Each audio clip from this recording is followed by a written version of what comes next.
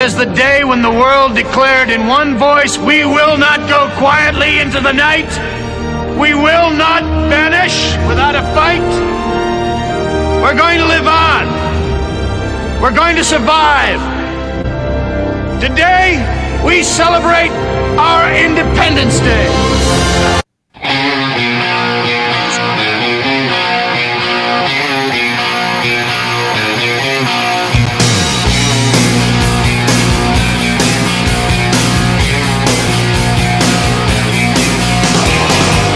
It's not true. It doesn't matter what's true. It matters the story they tell when you're gone. I keep on pushing down my gypsy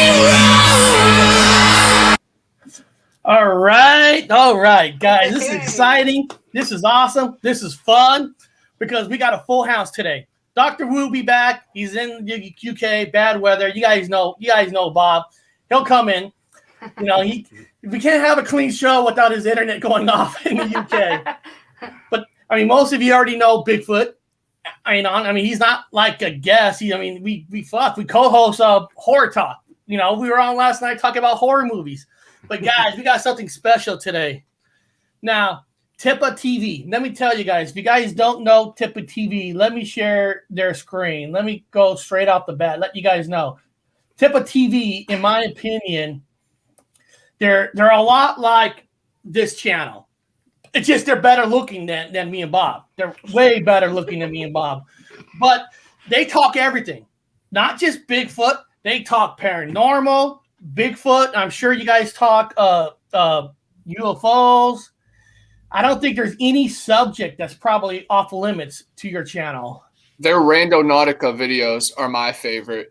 They get on some crazy missions that they can't even plan what's happening next, and they just follow the frequencies and the vibrations, and they document it all. And it's a pretty wild adventure. Eric, how did you find out about Tippa TV?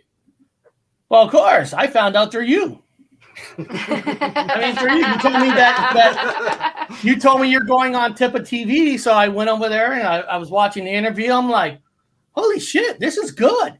And then I was watching, I looked at their videos, like, it's just not about Bigfoot. They got, paranormal because, everybody knows me that I'm into the paranormal. Mm-hmm. And it's just like everything you guys done is interesting. I love the interviews. I love how you guys answer the question. And the number one thing I love what I've seen about Tippa TV is you guys are open-minded. Yeah. Way open-minded. And I remember you guys had a discussion. And I'm not going to get into, the flat earth, round earth discussion, but I love the way you answer. And like, it's not about exactly what each personal beliefs are. We should all be open to everything. We should all be open to listen to everybody's point of view. Mm-hmm. That's the way everybody should be living this life. Open up to everybody's point of view. And I've seen that of your channel. And I wish I would have seen your channel a while back. But this is how we get started, right? We talk to friends, we listen, interviews. And that's how we all connect. Mm-hmm. 100%. Yeah. And I just wanted to let everybody know on the channel, too, that they are going to be a part of the next Bigfoot Odyssey 168-hour expedition. And that's like a huge feat. And they're getting their feet wet in the Bigfoot world, and they're learning each week, talking to experts and researchers and people that had encounters. And it's truly magical. And I love watching your guys' approach and just introduction to all of this. And I just saw that comment from the walking legend, Chris Hurley. Keep walking across Florida, brother. Keep doing it. Very cool. Well, we appreciate it. Thank you. I mean, the Bigfoot aspect of it is new to us because, we were talking with Kerry Arnold and we were talking about how he used to do a lot of video production and stuff like that. And he was telling us he needed people who understood a lot about framing and setup and stuff like that.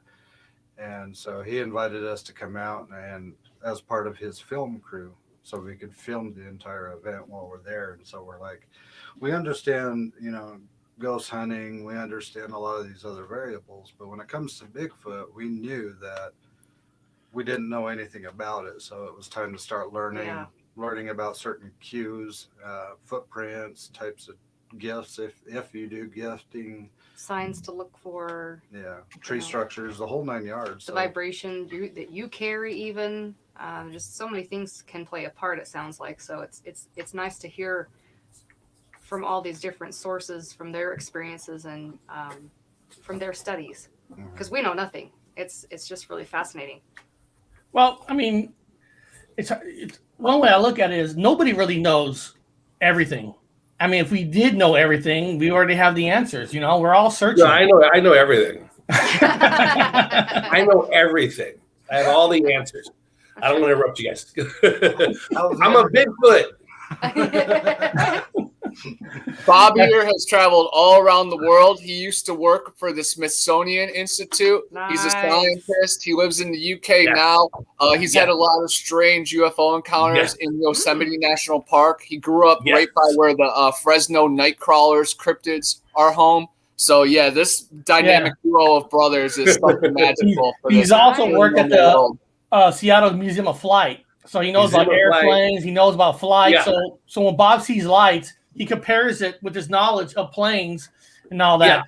Yeah. I know you look at it, you're like, this guy looks like he's out of the woods. No, this guy's a bachelor degree in archaeology.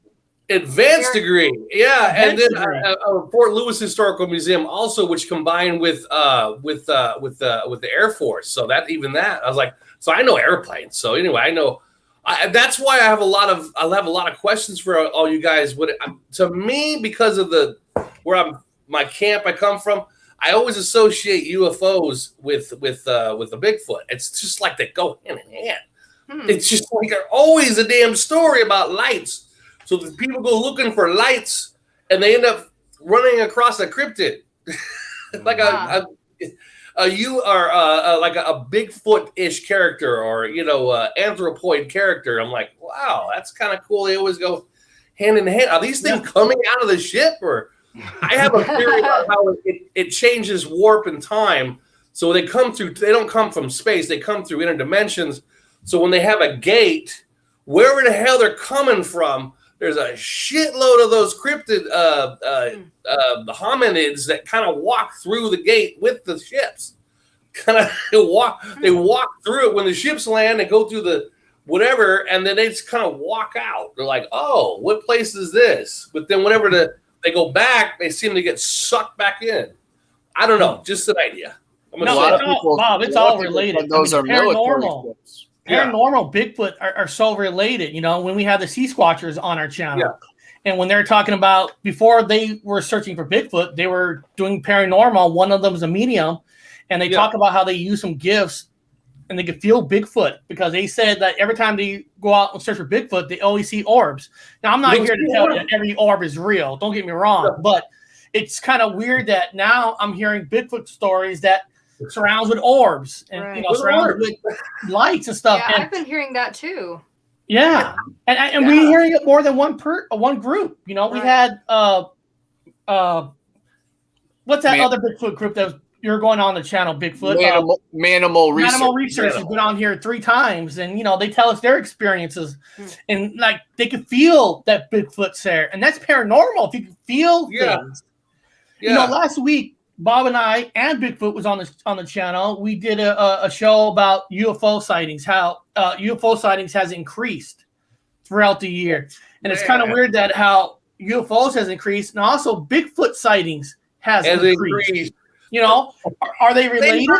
Who knows? I mean, as soon as they increased. I'm like, it's gotta be. Now, again, that was like a plausible idea that we play with maybe on the side. But ever since I keep hearing the increase in UFOs, unidentified objects, and orbs, all of a sudden an increase in cryptids. I just use the general word cryptids because, as Connor says, there's more than one name in these things. There's like, you guys have probably seen multiple different types of hominid. I call them generally hominids in anthropology. So multiple different types of hominids coming in with different sizes, different shapes, different looks. I'm like, what are these things, man? Yeah. and Bob, and that's the thing. It's not a U.S. thing. It's not a UK thing. I mean, there's stories, there's different cultures that talks about these creatures. Yeah. You know, everybody has their own version. You know, the skinwalkers. You know, there's just so many different stories of Bigfoot. How can it not be real? 100%. Over in Australia, they have the Yowie. In Asia, what's up, Long Island Bigfoot? How's it going? Everybody, that is Mike from Long Island Bigfoot. You guys have probably seen him on YouTube, either adventuring through the forest or talking about our ancient brother in the forest. He has a lot of knowledge, and he has his boots on the ground, and he's definitely a brother under the sun, you know, and he's been in the military and done a lot of crazy missions outside of the world, you know, and with you and Eric, Gypsy Road, man, you guys could definitely connect on many different levels. Nice. Well, thank you for that intro. That was I appreciate that. Well, Mike, thanks for jumping on. Let me ask you, have you heard or seen that there's been an increase of Bigfoot sightings? And if yes, what do you think maybe that's involved? Is it just there's more social media, there's more YouTube, there's more people talking about it?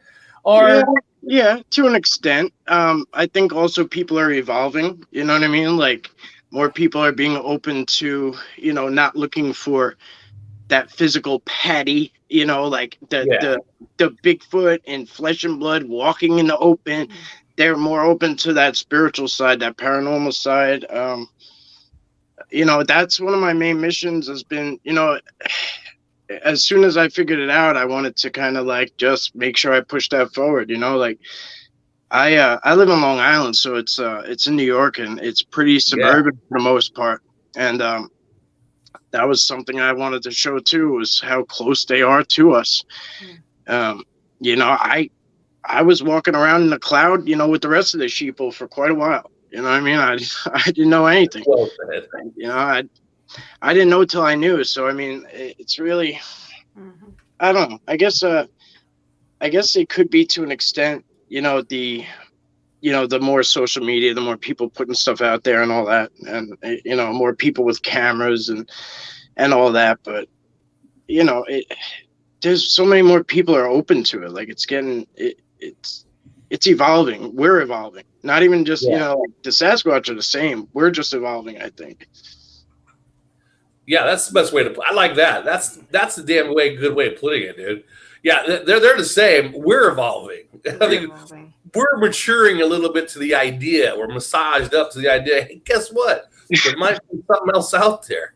A lot of evidence. Well, how many times can you smack a tree, you know, before that gets old, you know, like 100%. What I get from Mike's data and just watching his videos is they are a lot closer than we think they are. They're always watching, and they're not as monstrous as these people make them out to seem. They let us exist. They let us walk the paths. There's clearly some kind of acceptance on a deeper level because they have souls, and you know they're creatures, but just like people, there are monsters and there are good ones. So you just have to walk it down.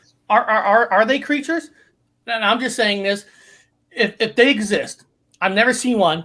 I'll be honest. You know, I believe in them, but I've never seen one, so I can never say I'm 100% believer. I'm a 90% believer. But if these things do exist, and since we can never catch one, I'm not saying like catching it like a hunter, but see one up close, that tells me these things are more intelligent than us for not getting caught, you know, for living off the land somehow, you know, without being noticed. That tells me they're more intelligent than we are. Sure. Yeah. I mean, when it comes to survival and stuff, sure, absolutely. I mean, that's all they're like when I was in Afghanistan, like we were trained to survive in Afghanistan. Like if you got dropped off in the middle of Afghanistan, you wouldn't know what to do, really, you know, just like we wouldn't know what to do when we got there. So we trained for it. Like that's their training. They live in those woods. They know it inside and out. They know how to do, you know.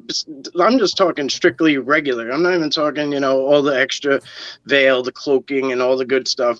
I'm just talking just in general. You know, if it was us and them out there, you know, a game of hide and seek, you know, we're not gonna win that battle. They're going to be able to hide from us. You know, I forget what I was going to say before that. But. I want to ask a weird question. I know it's weird. I'm going to ask Tip of TV because you guys done a lot of paranormal research, correct? That's correct. Oh, you know, That's one weird. thing you learn about a paranormal research with anything electronic cameras and stuff, it seems like batteries goes out and, you know, things get fuzzy. And one of the things that people always bring up, well, if Bigfoot's real, how come every picture that you take is fuzzy? Okay, you hear that a lot. And the thing is, I was up in New York a couple weeks ago. Bigfoot knows this, and me and my buddy was doing a small Bigfoot search. We were doing, you know, having fun up there, and the camera that we had, when we got the camera set up, it was clear. I mean, we were set up, and then when we looked at the recordings, it's fuzzy. I mean, look, my whole footage of this Bigfoot I saw that. Eric, you put that out. I was like, that's blurry. Yeah, that's a telltale sign that they're close. It's blurry. That's a telltale sign that they're close. They basically affect the technology through frequencies, like through vibration. You know what I mean? Like Tip of TV was saying earlier, like if you vibrate at a certain frequency, you can connect with certain things. Oh, that's cool. Yeah, I didn't think about that. And I got people, especially on Reddit, dude, your camera, your footage is all fuzzy. I'm like, well, I can't control it, right? I mean, what am I going to do? Going into the video production aspect of it, though, when I'm looking at footage like that and things like that, my first question in my head is, are you in auto or are you in manual with your camera usage? Because most people will flip it to auto so it'll automatically focus and automatically do this and do that while you're running around. Versus when you're in manual mode, your focus is locked into a certain point, and the only thing that will change that is if you manually use your hand to adjust where the focal point is, so you know if your focus is going in and out. We did it both ways because when we first went out there, we had the camera on auto, but we were running so much, not like running, but we were running so fast, the auto couldn't keep up. Right. So we switched it to manual, where he moves the camera because I have a Canon, and even though he said he's got a clear picture of us, and we looked at the whole footage, the whole thing was fuzzy. It was just Well, I get that when I was going ghost hunting, and again, I'm science, man. I'm sticking with the fucking science. So I got a partner from England that knows fucking electronics. We got the camera set. We've got fresh batteries. Back up this, back up that, because if batteries go drained, I want to say the batteries are drained from the real thing. So we switched batteries. Flashlights were draining. Camera was out of focus, in and out. Even with manual, nothing would work. Everything, and it was completely paranormal. I was like, okay, this doesn't normally happen. And so what I'm hearing sometimes when people are doing with the cryptids, I'm just using general terms, Bigfoot or whatever, the camera goes fuzzy, and then he just mentioned that makes sense that their vibration or they're giving off a different energy that could cause the camera to focus in and out. That makes sense. Same thing to do with ghosts or poltergeists, and the same kind of things. That makes sense. Yeah, it's all just electricity. You know, like I always say, protons and neutrons can become particle and wave form. We're solid and particle most of the time. But I think they can tap into the waveform and just use waves to their advantage, using like infrasound, echolocating, and even just camouflage like an octopus. But their hair has characteristics that it blends in with their background. I got to see what it looks like under a microscope over at Tim T's house. He had a bunch of pictures of it, and you could see green, black, brown, clear, the same hair. So it's truly amazing, their abilities and just their natural characteristics. They're the apex. They're the best of nature. They're the true earthlings. Yeah. The hair is cool. I mean, I could show you, but I'd have to go and dig the shit up. Like I don't keep it in the house.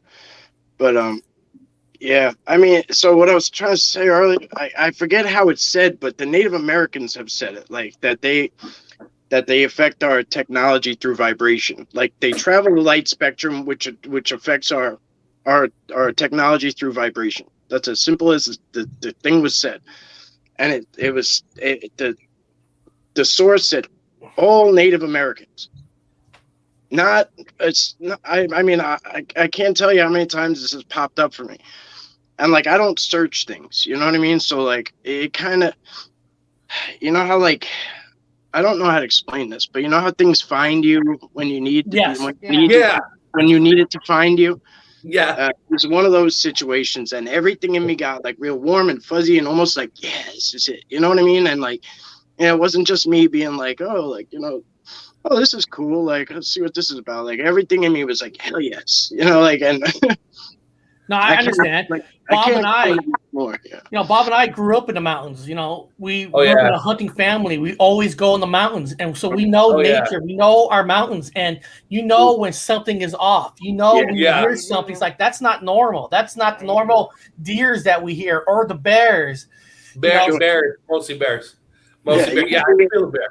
Yeah, you create yourself an environment like based hypervigilance. You know what I mean? Because you're looking for that little twitch, like that little crack in the woods that deer makes, or whatever. You know what I mean? Or when whatever you're looking, your senses are heightened, basically. You know what I mean? And yeah, which keeps you alive in the military, by the way. Also, absolutely. Being a kid hunter, you don't get shot. You can feel it. You can. Somebody's watching me, man. Somebody's watching us. We both are all military. Yeah. There's a sniper somewhere because we're being watched. How do you know? I'm tingling, man. That means somebody's watching my head. Yeah, the war I fought wasn't like it wasn't like the redcoats. Like you knew who the enemy was. So like like they didn't wear a uniform, like, but they would plant bombs everywhere, and that was how you survived, was hypervigilance. Like they would like I don't want to get into like detail, but they would dig up something and bury it back down, even a piece of the curb or whatever. Everything could be a bomb. They knew how we reacted. Like even a can, they would put it in because they knew we would kick it walking down the street. They know Americans, and you had to pay attention to every little thing. If one little thing was different from the day before or the hour before, like, and that shit translates out into these woods with the Sasquatch. Sasquatch, yeah. Here's a question somebody had from the chat.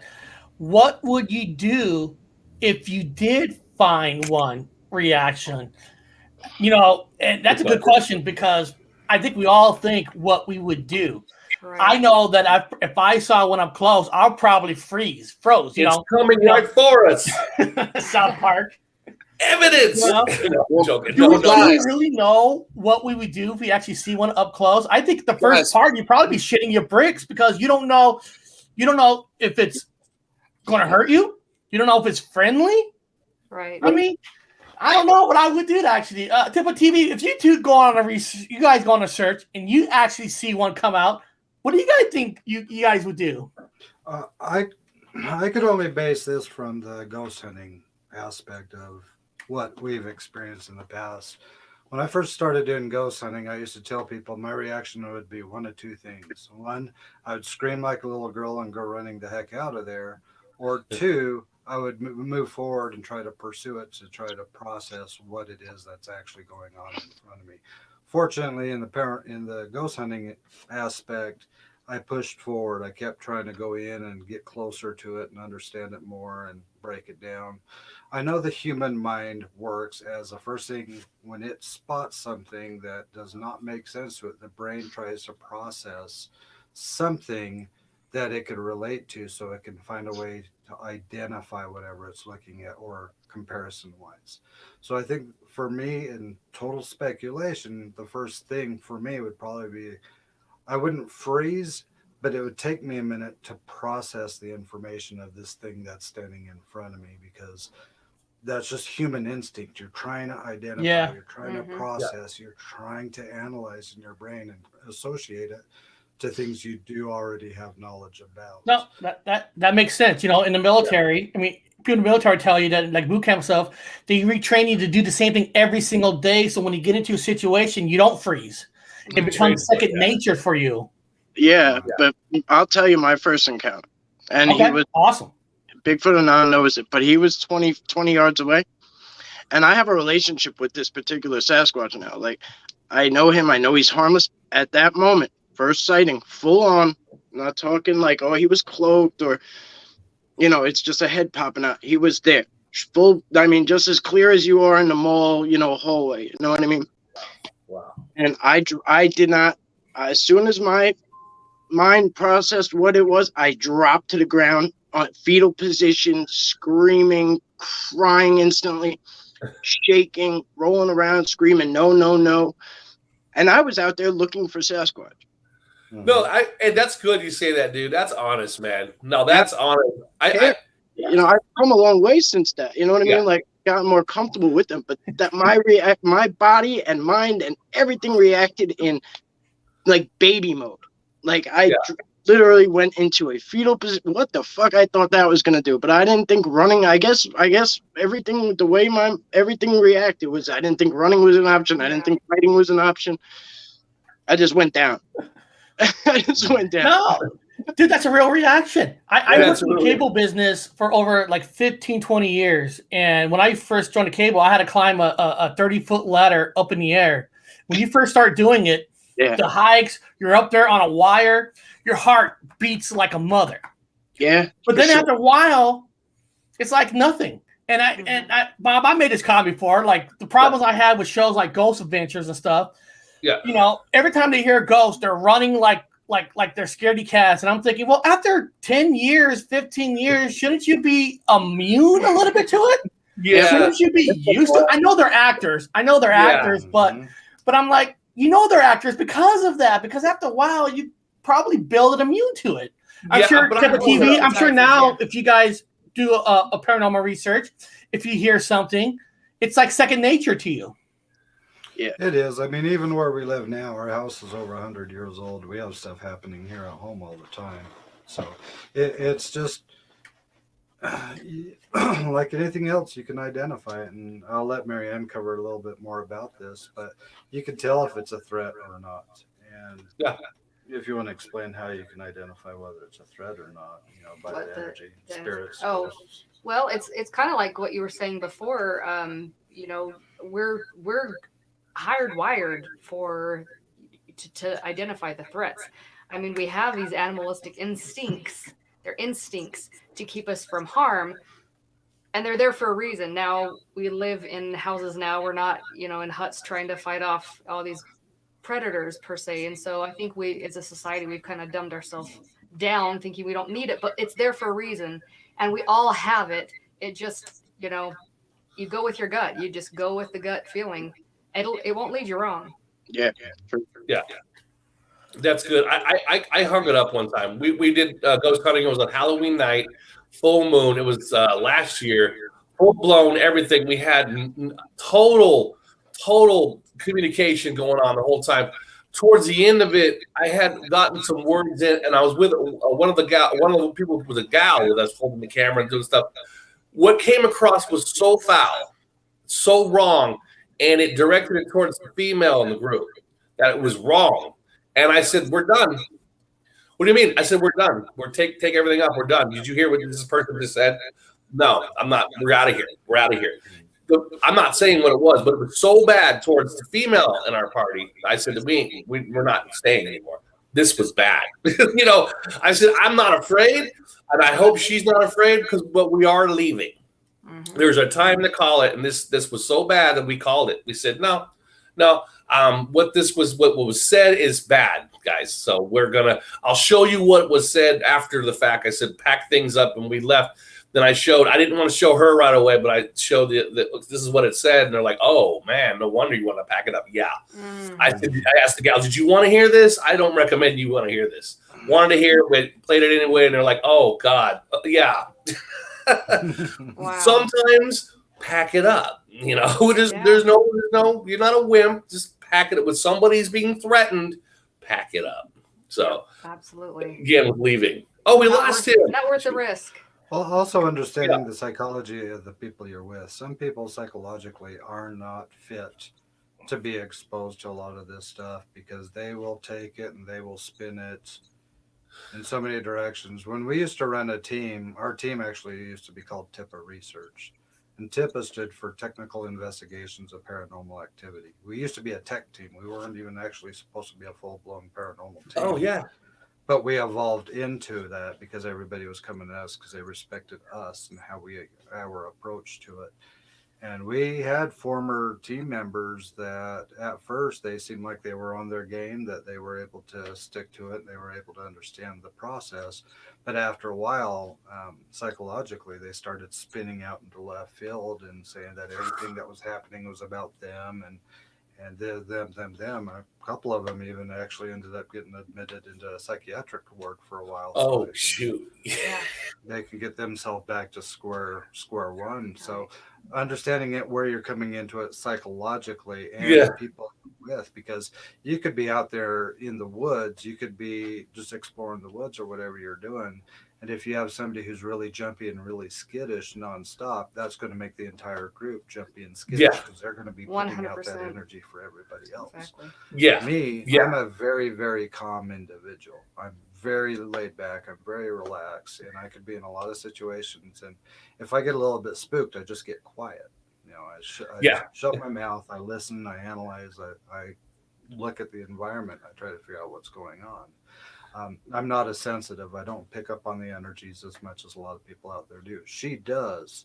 And I've seen her face actually, on one investigation, her face actually morphed into a man's face. Her jaw structure, everything completely morphed into a man's face. Instead of freaking out and yelling, "Oh my God," it's like, okay, so step 1, let's get her outside. Step 2, let's start saging. Step 3, let's Step 1 was film it. Well, I was filming before step 1. So. But, you know, it's the mentality of the people when you're in that moment, because you some people can just scream, freak out, and then make the situation worse.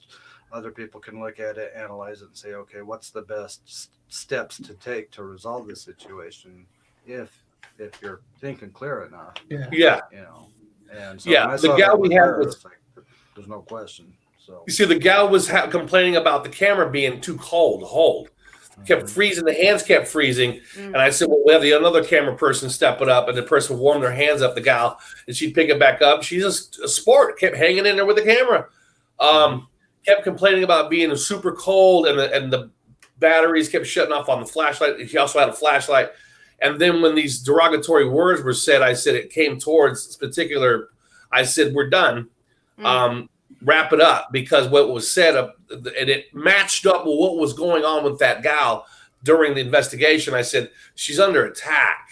Oh, wow. All of it's coming at her, and she don't know it. She don't know it. She don't know what's going on. Yeah. She don't know it, but I'm like, she's the one they're focusing on, because I don't know, maybe, you know, some people have the shine, they call it.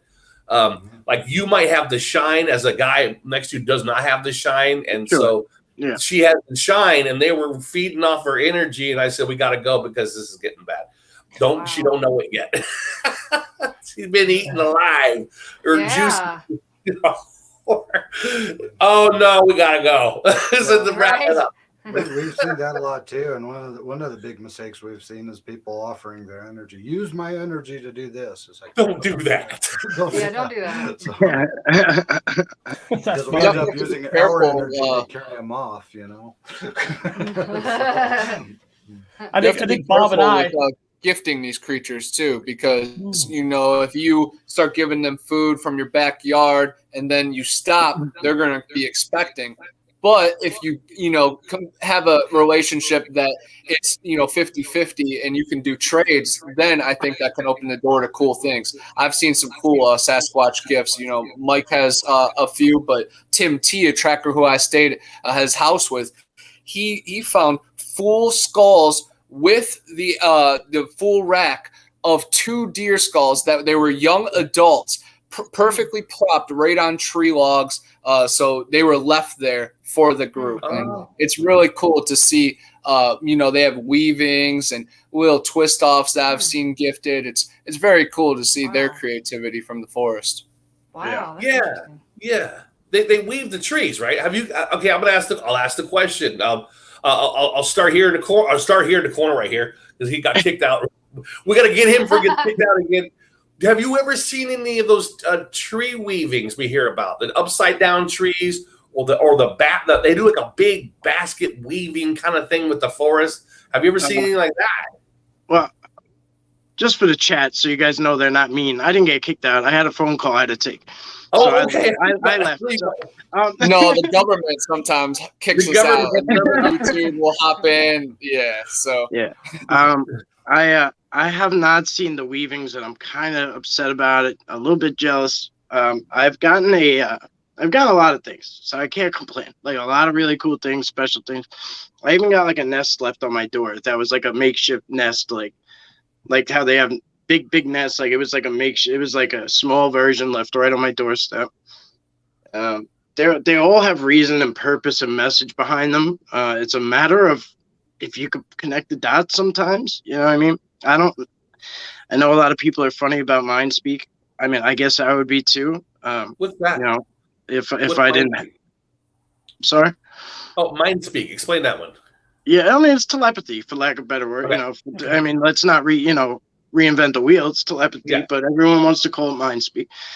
But you know, it's interesting. It's almost like, I mean, it's very clear and concise. It's not your own thoughts. Like it's very easy to, not at first, because it's like there's like a lot of shit coming through, and like I couldn't decipher, and I was getting drained, and I couldn't figure out what the hell was what, and you know, long story short, after a while, I could tell it.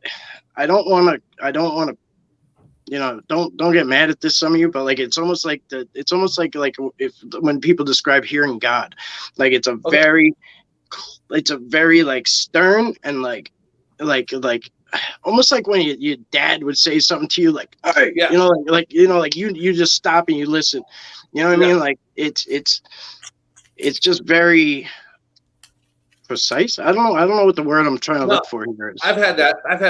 When I was getting off drugs, I had my dad tell me, you need to make a choice. And I'm like, is that my dad's voice? You know, that's cool. Telling me to make a choice about getting off, well, opiates prescribed, by the way, not junkie. Don't you know, matter. I've been there, bro. I was an from opiate. From the VA, by the way. From the VA. Like, you already know. That's how I got there too. See, my pills had actually led to heroin for a little while. So I mean, you know, my great healing came, you know, like from the woods. Really, you know, I was addicted. I was trying to come off opiates. I was trying to come back from PTSD. Like I was in a personal hell, and I just, you know, I've been there. Yeah, I mean, I hit rock bottom, and I think like that's kind of when the Sasquatch swooped in, and like, I don't know, it's been a beautiful ride since then.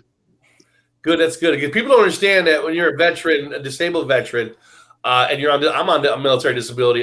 They 100. Candy. It's Christmas time. I mean, it's Halloween when it comes to the narcotics and the pills. Yeah, we don't pay. They just put it in your bag. Oh, may I have some more opiates, please? Here you go. May I have some? What is this pill? I'll take this more. They just keep filling you up. They make when I got there, they asked me what I wanted. Like, yeah. I didn't understand. I'm like, well, what do you mean I'm here because I have pain? They're like, oh no, we know that. No, what do you want? Like which ones? You know, which drug? Yeah. Yeah, people don't understand it's that easy because they have to go out and, you know, do bad things to get theirs, but they just give it to us. I was like getting it in the mail every month free. I'm like, cool. They gave me an extra bottle by mistake. Darn it. You know, he's not joking either. It was a hard kicker, man. And so these things, studying all these paranormal things, being active within the community of paranormal, it's replaced the drugs for me. So that's why I enjoy it. Yeah. Same here, bro. Yeah, good for you. This might sound weird. Do you think? Okay, I heard stories like you said. You know, she could feel. Some people could feel. You know, sense paranormal stuff. Do you think if somebody, okay, like myself, I was born 80% deaf. You know, I was born basically deaf. I had to, you know, my ears are better now. You know, they got fixed, but because I don't have the proper hearing like everybody else, I never get those feelings. I never sense a Bigfoot or see a paranormal. You think it has something to do that my body's not fully running at all, you know, because ear issues? Could be. I mean, the ears directly affect the equilibrium. You know what I mean? Like, you know, there's ways that I learned to tap in. You know, a lot of people say meditation. Like I went and started doing yoga and Reiki. I actually got Reiki done to me. So I went and got certified in it and learned a lot of things through Reiki, which helped me directly connect my energy. You know, tapping back into what Tippa said earlier, like they were talking about frequency and vibrations and stuff. And my personality, like outside of the field, is different than when I'm in the field because I'm trying to remain at this level. You know what I mean? I'm trying to vibrate at this level. So like, I almost feel like I'm boring people. I mean, I guess I don't, but like I feel like I am because I'm not really myself. Like I'm not like giddy and having fun. Like I'm literally just trying to stay at this almost even keel so that they can reach me how they feel. Yeah. You know, how they so choose. That makes sense. See, I used to always hate it because when I'm in the mountains with Bob and stuff, and sometimes like, do you guys hear that? I'd be like, I don't hear shit. Well, Eric, I your time is coming. I just want to jump in with that a little bit. I don't think it's just that because I actually know teams out there that are deaf paranormal investigators. Okay, and that's awesome. Their other senses are heightened so much more that they may not be using the equilibrium, they may not be using their hearing exactly, but they can still sense the vibration. They can still feel the energy. When you have somebody come up and stand right behind you, even though you don't look back, you know there's somebody standing right behind you. Yeah. And so with ghost hunting, with Bigfoot, with anything else, that is still a truth that most people can say I can relate to because I know what it's like when somebody gets within my area, my personal space. You don't see them, you don't feel them, but you just know. Yeah. And so there are teams out there that are disabled. There are teams out there that have hearing impairments. There are teams out there that aren't able to walk. There are teams out there who focus solely on safety. So even though you have one ability that is lessened, all your other abilities are heightened. So I still think that, you know, having hearing, you know, 80% may factor into parts of it, but not all of it. She's legally blind, but when we're on an investigation, she can spot things 40 feet away that I can't even see. You know, perfect. In those moments when everything is heightened and everything is just in tune with what's happening around you, you're in tune. So it's either the mind is just picking up on it or she's identifying it. I don't know how she does it, but holy crap. I joke around that she could hear a mouse fart from 2 blocks away. Yeah, I believe that. I believe that because I can see awesome 20/20 eyes. I can smell things really great because, like you said, I probably had to learn to use other parts of my body that I couldn't use this. Yeah. I'm like her. These are prescription. These are medical. Yeah. As a kid, everybody thought that Bob was yelling at me. They're like, "Why are you yelling at your little brother?" Well, that's the only way you hear me.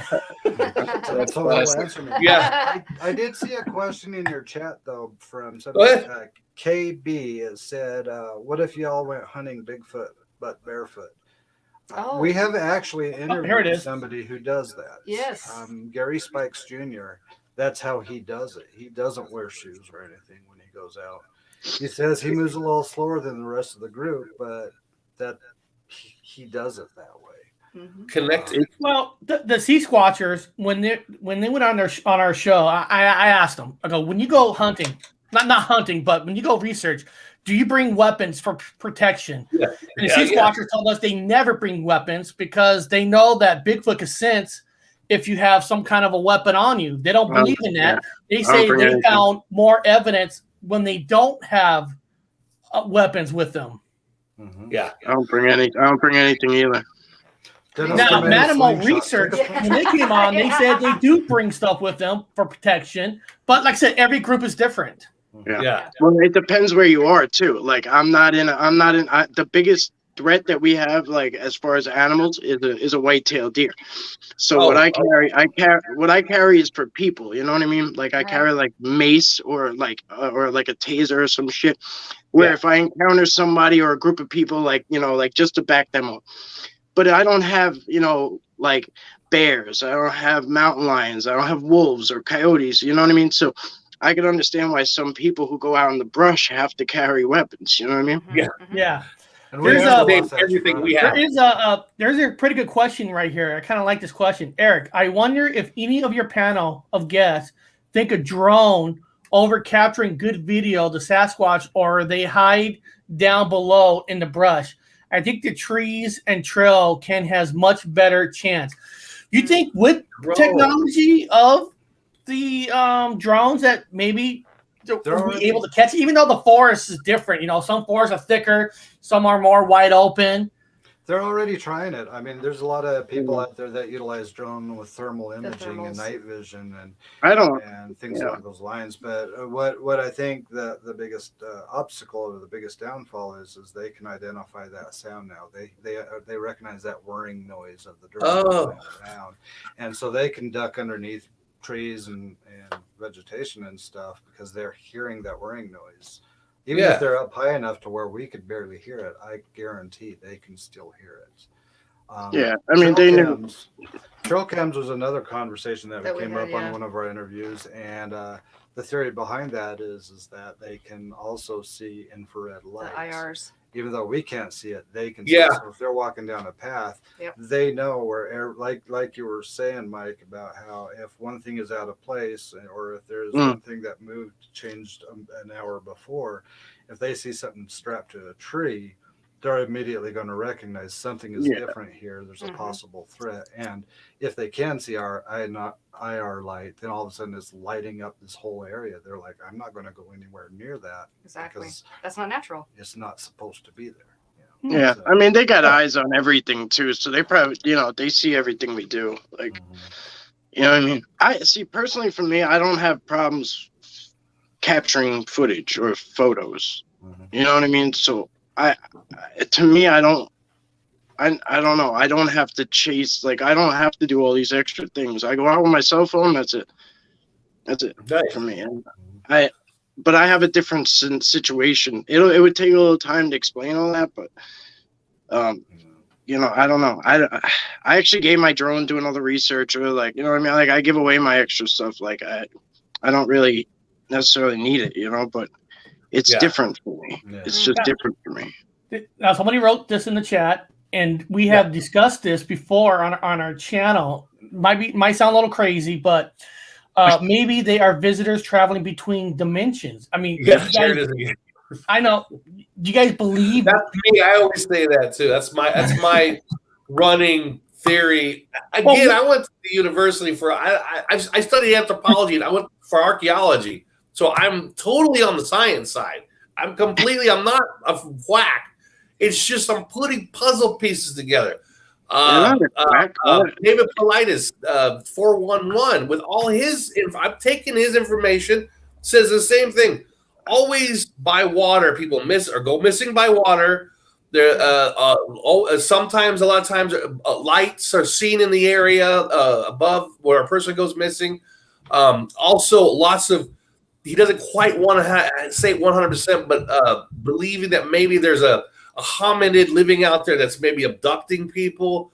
That it's all the same. It's like at the same time. I'm like, this sounds like their vibration, and whenever an object comes in from another dimension or whatever, it seems to spark their vibration where it makes them physically, you could see them now. They're no longer invisible. Somehow it triggers them. It turns their switch on and you could see them. Now they're walking around. So maybe for the first week or two, I don't know, their switches turned. We talk about their vibration. Maybe it changed. Maybe lowered their vibration to our level where they could be seen. Yeah, maybe. I mean, people act like interdimension is like, intergalactic. Like it's not like, you're not going to interplanetary. Like the one dimension, it's like literally, it's like a parallel to us sometimes. It's not like we're talking, there's literally a veil. Like, I mean, I figured out a little bit of it, you know what I mean? And it's they're right there sometimes. You know what I mean? And you're not crazy. Like, not to me. Yeah. I hear you, bro. And there's portals and all that shit. You know, like, I mean, the sooner you can, you know, immerse yourself into this, that woo or craziness or whatever, you know, we're reluctant because I don't want to go conspiracy, but we've been bred into this way of thinking, like, that's crazy. That's crazy. You know what I mean? So, like, you know, we're reluctant to talk about it, reluctant to say it, reluctant to think it, you know, so we live in sci-fi for the most part. We just don't, you know. Again, it's going back to the psychological standpoint of a lot of people. I mean, a lot of different people can view things in a lot of different ways. So going into ghost hunting, as far as a topic, you know, proven ghosts exists, you know, how people are trying to do that, and proven that there's an afterlife, and proven that after you die, you can either go to heaven or hell, or you could go to purgatory or whatever. You know, it's a very fine line that has to be handled very carefully, because if they get to a point where they say, yes, it is confirmed 100% proof, there is life after death, and you no longer have the problems after you pass away that you have when you're alive, what's a lot of people going to do, especially that is dealing with depression or dealing with time? Okay. They're going to see an easy way out. They're going to say, oh, okay, so if I wipe myself off the planet here, I'm going to go to the next level and I won't ever have those problems anymore. And so that's they awesome. Be very careful with that. You know, it's a very, very fine line about how you handle those type of conversations. Correct on that one, man. Yeah, it's easy to say, well, we have quantum longevity. I've heard that argument. I say, yeah, okay, I kind of on that same line, but I also believe in laws. There's a certain set of laws, like I don't care if you believe in a deity or you don't believe in a deity. I happen to believe in a deity. I've never, Eric and I joke, I've never met a vet that did not believe in a god, especially been in the field. It's just they don't happen. They believe in something always. Something did something. Yeah. Something saved you. So, yeah. You walk in as an atheist, you walk out as agnostic at the minimum. You know. So there is a set of laws. And if you just off yourself, you're breaking one of the laws out there. And the laws of physics, right alone, right there. Now, if you'll end up in another place, but you might not be what you wanted to be when you get there. I don't know. I'm not gonna go that way. Yeah. But that's somebody who thinks it out. I mean, again, when somebody who's in a deep, depressive, dark state, all they're thinking is a way out. Right. They're not thinking about all those other variables. They just want a way out. Rough one. So it's something to be careful. You know. Yeah. Get off drugs, number one. Just to touch on Eric's hearing problem, a lot of the missing 401 cases are deaf people and people that are hard of hearing. So I think your time is coming just to hear things, you know, not that you're going to go missing, but, you know, you can hear stuff that we can't. There is so much out there that the eyes and ears don't even pick up on. You know, do some psychedelics or meditation or fasting for 48 hours and you'll start to see some things. And you can tap into some of the frequencies, and there's stuff like pixies, fairies, gremlins, shimmers, glimmers, you know, the Slender Man. There's people out there that live in boulders and trees walk. So yeah, the forest comes alive at night. And even during the day, you have to be aware. And you know, just looking back at all of our footage, you know, watching on 0.25 speed or even just watching it back normal speed, you pick up on things. The camera sees things the eyes doesn't. The eye sees things the camera doesn't.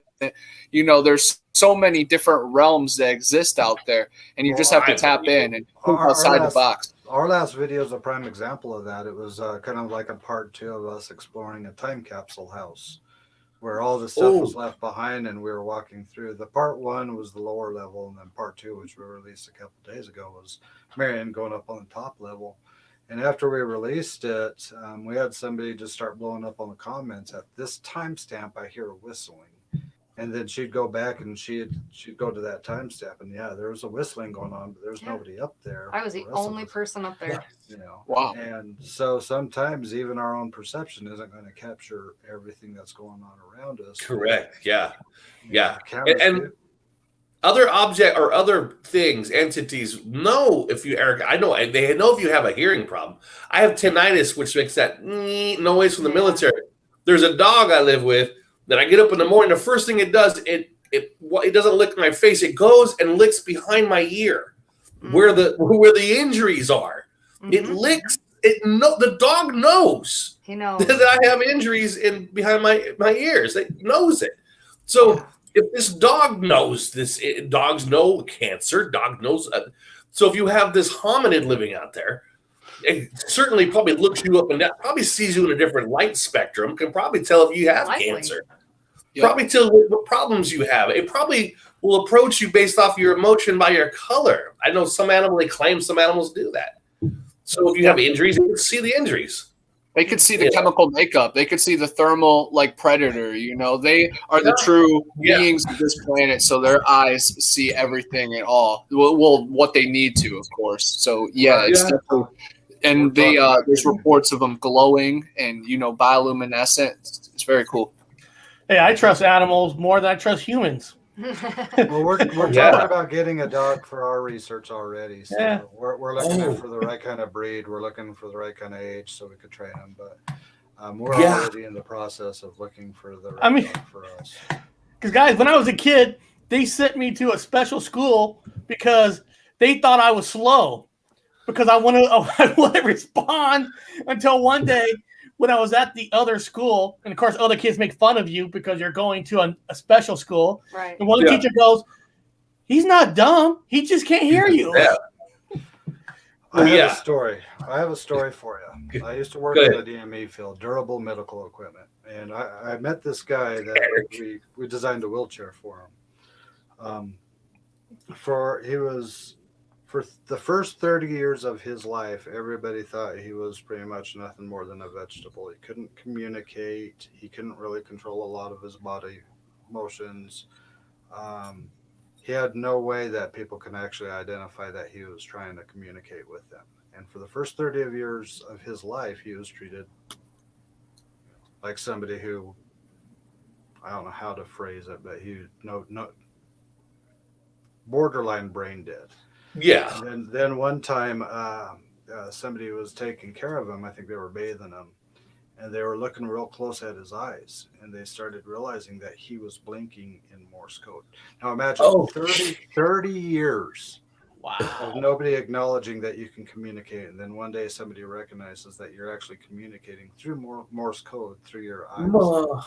How did you learn that? There's so many questions that came up.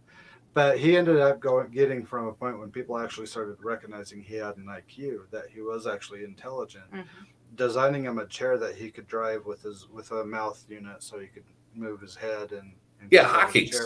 And he also used a sip and puff system so he could actually put words together on a screen and have a computer actually speak it for him. And the first 30 years of your life is you're nothing more than just borderline brain dead, and then suddenly you're actually able to communicate with people. You're able to talk with them and carry on conversations with them and be mobile. Can you imagine that? Yeah. Wow. No, that would be rough, man. That's the power of the mind. Yeah. I mean, that would be a rough one. But now he's trucking. Now he's doing a Hawkins. He's probably writing a novel. His chair gets a lot of repairs because he'll go outside and he'll aim for a snowbank and he'll just ram right through that snowbank just because he can. Yeah, absolutely. His life is catching up. Really. So we used to fix his chair a lot because of the stuff. Absolutely. I'd get a parachute. I'd go off a plane. At that point, I'm going to be a little bit out there. Like, I don't care. Just going off a plane in a wheelchair. Just strap me up. Going down. Yeah, oh yeah. Hell yeah. Why not?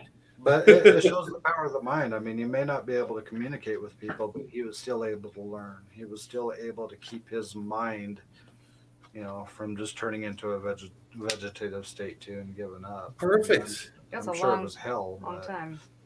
But I mean, puzzles. People can do a lot of amazing things. I mean, somebody commented in the questions just a minute ago, what if we could use 100% of our brain? Now, correct me if I'm wrong, but we actually do use all of our brain, just not at the same time. It's just different areas firing at different times. So Yeah. if we had it all firing at the same time, I think we'd end up exploding. Because, We wouldn't be around very long. Right. We'd blow everything up. Couldn't do that. I think there's a reason for that. That's why they invented whiskey. You know, I'm being dead serious, and I studied anthropology, and I mean, I actually did a paper, and I'm not going off subject, but like especially in Northern Europe, they're talking about alcohol. So, well, number one, people with Northern European genetics have a higher cholesterol than most people from lower regions. You have a lot of cholesterol, and so alcohol thins the cholesterol. So they're able to function. Now I'm talking about we joke about micro this. We always Connor and I talk about micro dosing. So have a joint, have a ferment. You can no narcotics, but micro dose. Again with the alcohol being beneficial if you have high cholesterol. It's the same as aspirin. But yeah, it lowers your IQ just a little bit, so people aren't blowing shit up. Well, Chocolate and Cheese wrote, I use most of my brain while I'm sleeping. Okay. Sure. KB wrote, moonshine, baby. Oh, yeah. And KB also wrote, maybe our pineal gland, when open, could help. Yep. It's all about the pineal gland, guys. Our third eye. And, our third eye leaks dimethyltryptamine the exact moment you die. And I've, done a couple crystals of dimethyltryptamine, and I met God, and I went to other worlds. So imagine if you have an internal flood. I am confident in the afterlife and the next life and just the next chapter. And this is just part of the dream, part of the ride, of course. Yeah. And it's a remarkable experience once you can tap in and just realize that, nothing is forever. Except for forever. Well, pineal gland is silica. It's your body actually. It's like the brain's pearl. People don't realize it's actually made from sediments that you've eaten, and plants have silica, lots of silica. It's a pearl in your brain. And I always tell people there are things you can do right now to clean it because it is dirt. It's like teeth. It gets dirty. Yep, it's the same stuff. They're hitting us with the fluoride. Literally the same stuff they're hitting our teeth. They're hitting our eyes, or our third eye with. For you. 100%. It calcifies it. Fluoride calcifies it. Yeah, they say a cat's pineal gland is made out of a special quartz, and when it purrs, it starts a perfect vibration that crystal heals you, and you already know that it heals illness and bones. And think why the Egyptians worship them, and think about big cats, bigger than our house cats, and they can protect us from the other side. So once you realize just the reality of things like supernatural and paranormal, like, oh, that's just normal. Like that, we dream. We create worlds when we fall asleep, and people want to act like things are normal. We are walking balls of electricity. I can think of someone and they'll text me. Like, we manifest our destiny. We have to act like that. And, us four are acting like that and leading our own missions. And it's very important. Yeah, I recommend people decalcify your pineal gland. Work on it. Food you can eat, stuff. Now, I have a question for Tip of TV, because I know you guys are doing your own live show in less than an hour.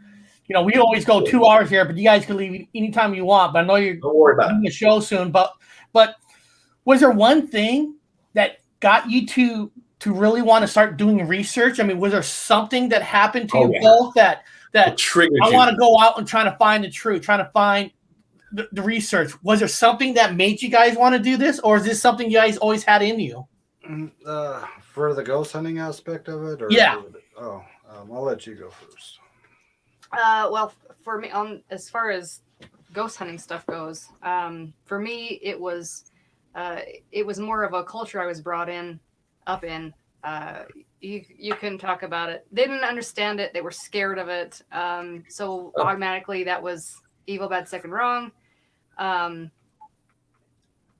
of just didn't tell anyone growing up that I had these things because, you don't want to be the outcast in your family. As a young adult, I finally realized, hey, I wasn't given this for no reason. I mean, I wasn't asking for this. It's just here. So searching for my own answers, I came across a team that I that was well respected and I trusted, because it's all about safety. And I was able to really learn the gifts that I had. Wow, that's cool. Yeah, for me, it's a lot different. I wasn't focusing on gifts or anything like that because, I mean, this is a whole long 2-hour conversation that we could have another time. I'm more of the hands-on, think it through, you know, not so much sensing. And I have a nickname in the paranormal field that I'm the paranormal deterrent. So I'll walk into a haunted room and all the activity stops. Oh, the minute I walk out of the room, the activity picks back up. So oh, you're that guy. I'm You're that guy. I'm a Potty pooper. I'm a protector. It protects people that need the protection just by having. Well, that's good. Yeah, if you've got one of those demons, we've got a guy that talks about hunting demons, and they exist, smelling like sulfur. Oh, place clown, gets yeah. darker than normal. Yeah, you're the guy that walks in and that thing goes, oh, backs up a little bit. If I walk in there, if I pick it up, then you know it's time to clear everybody else out. But my first exposure to anything that was paranormal related is I was a little kid. I'd probably say I was probably around 4 or 5 years old. I'm just guessing. My brother, who was 2 years older than me, was in the bathroom taking a bath, and I was sitting on my mom's lap, and she was brushing my hair, and we were just kind of doing our evening thing. And we both saw something go across the living room towards the kitchen. A few minutes later, my mom starts yelling towards the kitchen to ask my brother what he's been doing in there for so long. And my brother responds from the bathroom that he's taking a bath. So my mom looked at me and said, didn't he just walk across the living room into the kitchen? Oh. And I know I saw something, and she knew she saw something. And the look on her face told me right there, this is not normal. But back then, it still wasn't accepted to really talk about this particular topic. Yeah. So years go by, and I'm a little bit older, and I'm in a relationship with this girl, and we're having this big heated argument, verbal, not physical. And we had this old popcorn popper that was sitting on the table that had that power cord wrapped around it. And it was just sitting there, and we're yelling at each other, and it's getting intense, and this thing starts popping on the table. And stops the argument completely. We both look at it and realize, this ain't good. Fast forward again, probably I'd say in my early 20s, thereabouts. The paranormal field started being accepted. You'd see shows like Ghost Hunters coming out, Ghost Adventures, and Penn State, whatever that one was. And so more of these shows started coming out, and more people started actually accepting it and pursuing it.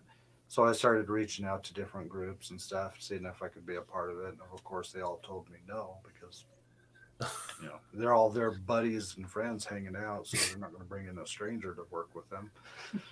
So I finally did actually get together with one team, ran with them for about 1.5 years, and realized that these guys were just nothing more than they were taking it serious. They were just kind of lounging around, talking a lot, but not really doing anything. And that's when I decided to form TIPA to provide tech support to the local paranormal team. And that nobody had heard about that anymore. They thought that's kind of weird. So it's like, no, we come out with the equipment, we set it up, we record and document everything for you, and we hand you all the footage, and you do what you want with it. Reputation took over though, and then I started having bringing in people like Marianne and everything else to handle research and handle that sensitive stuff.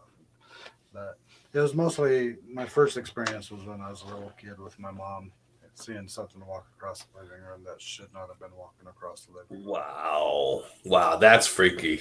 That's cool. And you guys have gotten evidence, right? You guys recorded evidence. You've got, what do you got? What do you? This is where I be very, very careful. Okay, I don't like using the word evidence.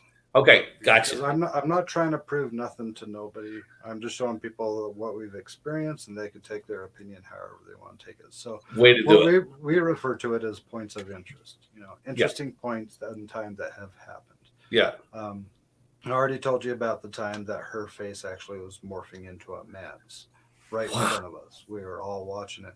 The jawbone was starting to square out, facial hair was starting to show, and the beard, and and you could tell. Yeah, that wouldn't look good.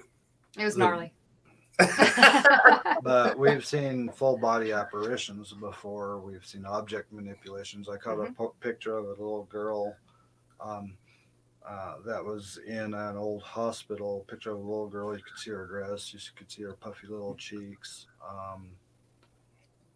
And yeah, I mean, it's just we have quite a list of different experiences we've had in the paranormal aspect, but we're always careful too, because we know that people psychologically, even if their clients calling us to come in and help, we know we have to be very careful with how we communicate with them, because we don't want to make matters worse, but we also need to let them know if we come in and we do find out there's something there and we start communicating with it, it could make the activity pick up in your house. So are you sure you want us to do this? You know, and that way they have a little bit of an understanding behind it. We don't find vortexes in every closet. We don't.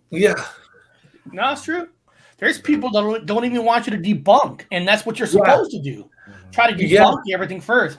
You know, Bob and I, this channel, we do have a lot of we do talk some Mandela effects here and there, and there's always people in the chat like, well, where's your residue? And I'm always like, no, you can stick your residue up your asses, because people try to find residues just to make themselves feel good. You can find truth and you can find not truth in it. It's more of a feeling, I believe, feeling here. The belief is here. I don't have to show supernatural evidence, because there's always going to be people saying it's fake. It's real. You know, it gets to a point where, guys, I don't, fuck the residue. Fuck all that. This is what I believe. This is what I feel. You take it or not. That's why we don't like the word evidence, because we're not trying to prove it. When it comes to the bottom line of why our team was formed, and when it comes to the bottom line of even what we're doing right now with our channel, we are trying to positively affect people's lives. If we could come in and find an answer for you to make it better for you, that is our goal. If we can make a video where you can sit back and you can forget about your problems and feel a little bit better at the end of one of our videos, then we have achieved our goal. We're not trying to prove nothing. We're not trying to explain nothing. We're not trying to have all the answers to every question that's possibly out there. We do dumb things ourselves still to this day. And we have a series of 5 videos that all tie together into finding a Ouija board in a cemetery and then taking it to another place and using it, and all hell broke loose. You know, it's 5 different episodes, and the second one was actually Randonautica. We did a Randonautica saying, where should I use this board? And it took us to this tunnel out in the middle of nowhere. And let's just say it was a mistake. We did something stupid. Why not? But the board ended up 15 feet up in the air. You know? Bob and I, our brother who passed away a while back, he used to play with the Ouija board. And you remember, Bob, I threw it away. One day we go back in the room after he passed away. We went to clean out his room, put things away. Right there, Ouija board somehow was there. And I go, no, I threw that away. I threw that away. There's certain procedures, apparently. I mean, we were being told about 5 to 10 different ways that you're supposed to dispose of it. When I knocked it down, again, all these episodes are over on our channel, but when I finally knocked it down off the wall, I had to throw a rock way up high to hit it, to knock it down, to get it. We drove out of the desert a little distance and we buried it under the dirt, and then we just left. Mafia. We came back about, a week later? Yeah, something like that. A couple days later. We went back to dig it up so we could bury it properly. The board was gone. If somebody goes to your channel, I know this might be an impossible question to answer. Is there like a certain video that you recommend people checking out first, by any chance? Yeah, good question. That's a tricky question, because it depends on what they're going to do, because we do a lot of different stuff. If you like Randonautica videos, those are all our earlier. If you go to the playlist section, we actually separate our videos out a lot better through our playlists. So we got our Learning Bigfoot, we have our Paranormal Encounters, Randonautica, and Abandoned Exploration. So if you're looking for the one that I was just talking about with the board in the cemetery, most of those are going to be under Paranormal Encounters because of the board. But it's following the whole chain of all 5 episodes, because it's pretty crazy. I'm going to check it out. Oh, it was nuts. It was nuts. Yeah, the last video that we released, that was the one that we had people commenting that they were hearing whistling and stuff while Marianne was in that abandoned time capsule. So it just really depends on what they went in for. The one that I like the most is probably closer to the top. It was, let's see where to go. I'll write it down. It says "Get Out." The Oh, I like that. Oh, right here. Right there. 1 week ago. Yeah. I'll write it down. I'm gonna write that one. Get out. Because if people want to hear, if they want to hear all kinds of weird stuff happening inside this tunnel, that's a good one. Man. Because it was. Oh my heck, there were so many things we heard in there. Yeah. Yeah, definitely. That's cool, man. That's great. Now, here's the big question I always ask in paranormal investigators, especially when you do it in somebody's house. Now that you've had what you would call whatever you produce, what the results of your work. There you go. Mm-hmm. So you present those results of your work. You let them make a decision. Do you recommend? Do you have a friend that's some people say they have a friend that's a priest that would. They offer you can talk to this person. They know me. They come in and they'll do a house blessing. Or is there somebody who does Wicca and it comes in and does a smudging? What do you do? Do you recommend a smudging? You'll get two different answers. You'll get two different answers. I'll let her go first. Okay. Why? I love that. It honestly depends on a lot of factors. I mean, you have to deal with what the belief structure is of the family to begin with, because if you say the only way to resolve this is to get this specialty priest from some random religion that they don't identify with, what's it going to do? Right. So you have to be very careful with that. A lot of the stuff that we could handle, we would do in-house as much as possible. I would run around and do the smudging for our team a lot of the times, because I was there. You don't have to talk to a third party and try and get them to explain something they didn't experience, and they're just like, here you go.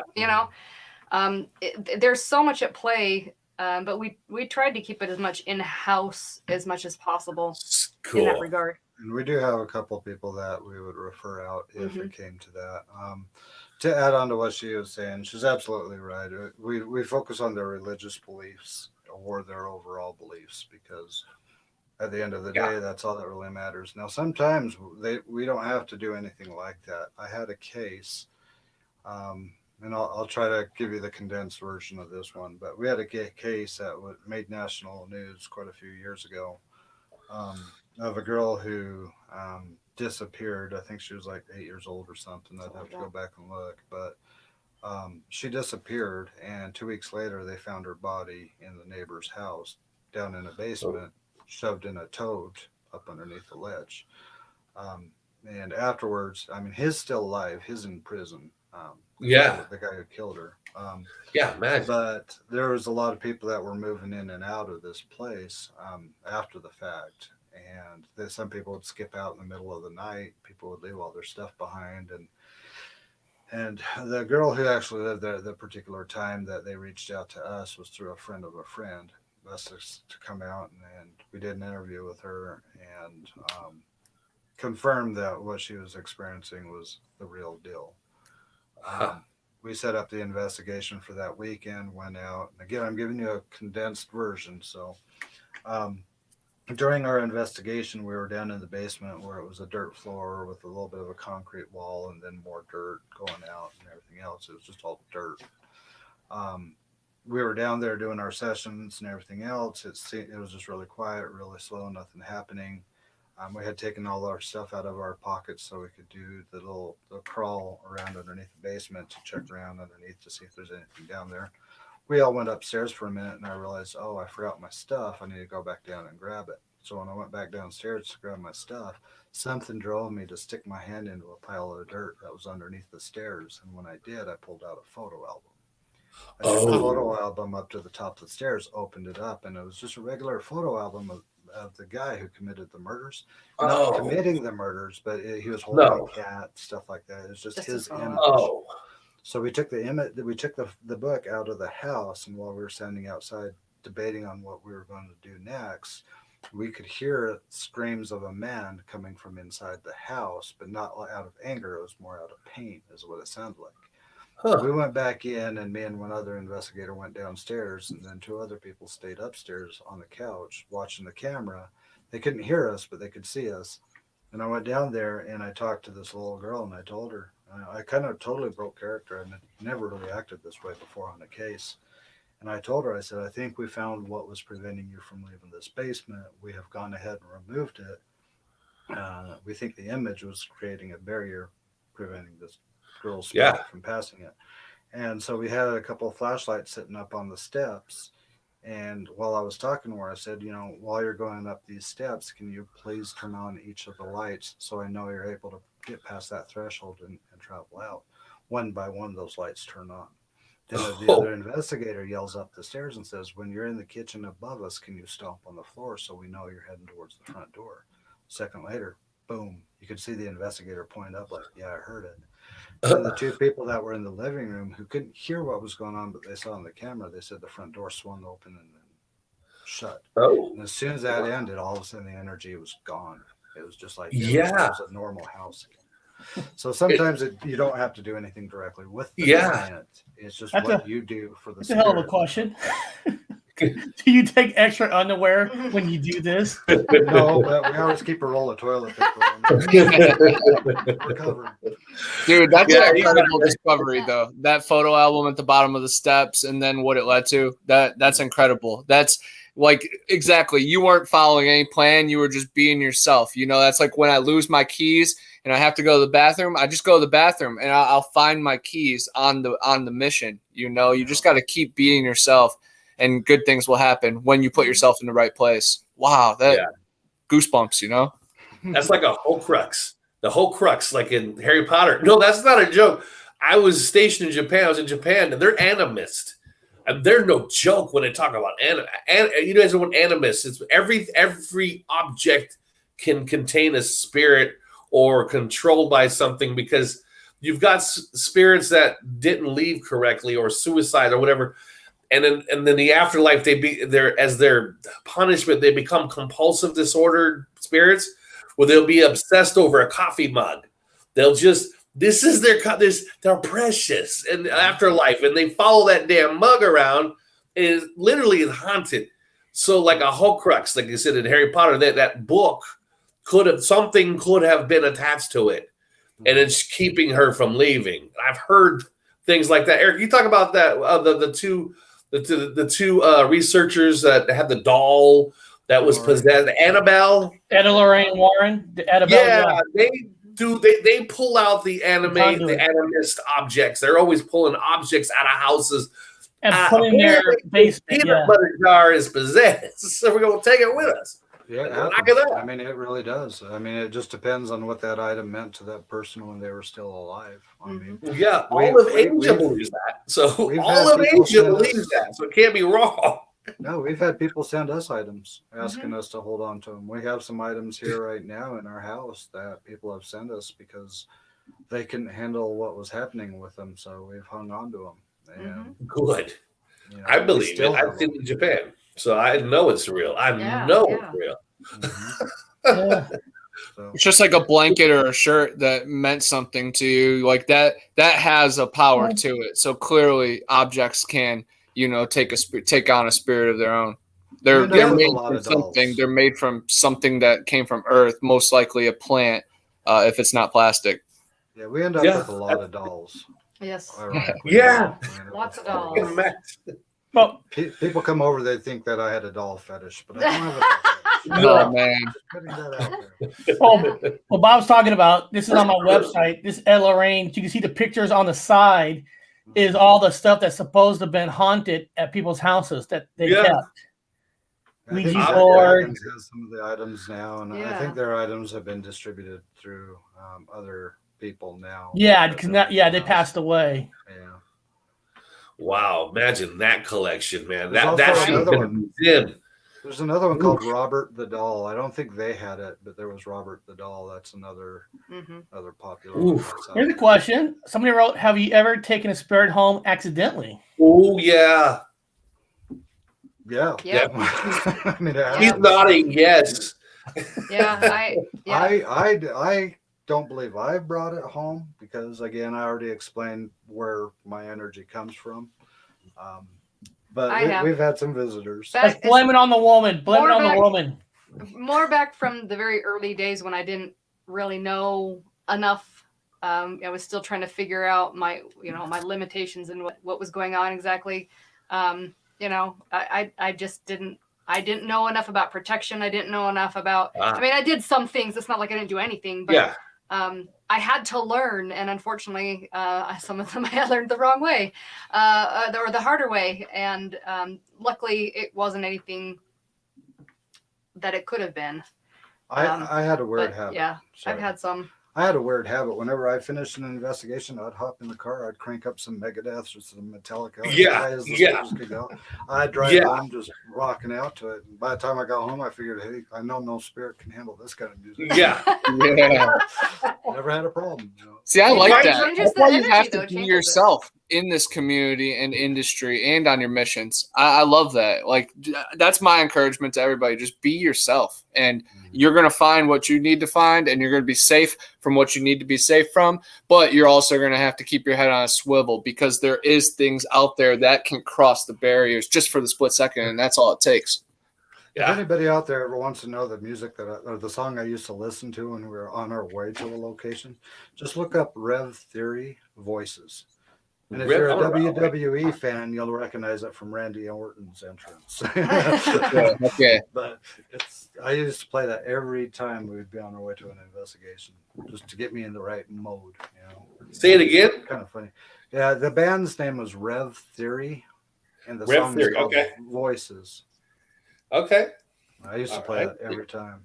I might have to make a music video with that band. Yeah. All right, now. Hey, Eric, could you go to your DMs and let's pull up those pictures that I sent you of Sasquatch, and we can just see what we think about them. Sure. Ooh, cool. We are going to have to go ahead and hop out, though. We do have to get ready for our upcoming show, Learning Bigfoot, here in about half an hour. So, heck yeah. Thank you guys for the time. Thank you so much. Oh, yeah. It's been a blast. Yeah. I'd love to come back anytime. Just let us know when. Yeah. And everybody in the chat, their channel's in the description. Just go to the channel. And if you guys are, I don't know, lazy, you can also go to my Reddit page. I put their stuff on my Reddit page. You scroll down here. They're right here. Their stuff is on here too. So you go to my Reddit page, go directly to their page. You'll be able to find them. So wherever you guys want to use, you can find them. And I appreciate you both coming on. This was fantastic. Thank you for the invite. We had a blast. See, like I said, we talk about everything. We're just not Bigfoot. We'll talk about everything. Doesn't matter to us. Everything. We kind of work. We're the same way. It's great. You watch our Sunday fam chat. We have no idea where we're going. And guys, you're doing a live show right at 3:00, so we'll try to end our show right at 3, so we can jump right over there and give them support. Awesome. Thank you so much. Thank you again. So we'll talk All to right, you guys have a good one. Take it easy, guys. All right, let me pull up Instagram. Yes. What do you got? Let's see what you got. There's some cool people, man. I like Tippa TV and what they're doing. I'm looking forward to seeing what they capture over on the Bigfoot 168-hour mission and expedition. Nice. No, I just like it because they talk about everything, not just Bigfoot. And we do shows here. I want to hear everybody's perspective that's just not from the field itself.